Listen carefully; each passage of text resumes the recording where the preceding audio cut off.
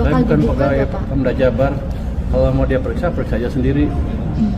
Ya kan? Itu data dari dari sistem monitoring BI yang dilaporkan oleh perbankan setiap hari kali ya, setiap berapa minggu sekali. Itu seperti itu datanya. Dan di situ ada flag, ada contrengan nih data ini siapa, biasa punya Pemda, depositonya jenisnya apa, deposito, giro dan lain-lain. Jadi jangan Pak Deddy nyuruh saya kerja. Kalau dana mengendap itu apa? Apakah dana mengendap itu dana yang tidak ada peruntukannya atau dana ada peruntukannya?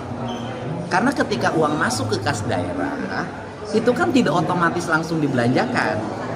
Harus ada misalnya gini, uangnya dibelanjakan untuk membangun jalan, nilainya 4 triliun. Kan membangun jalan nilai 4 triliun tidak langsung 4 triliun dibayarkan.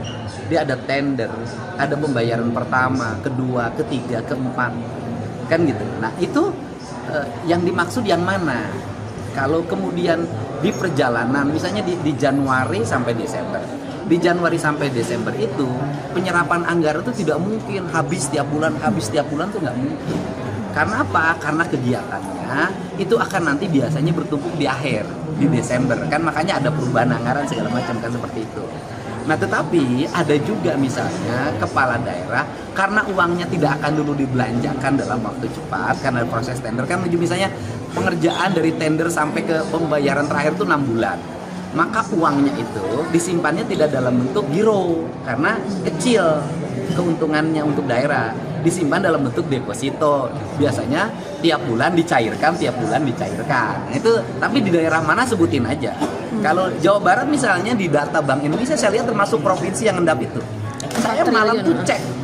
Saya langsung cek ke kepala badan pengelola keuangan daerah.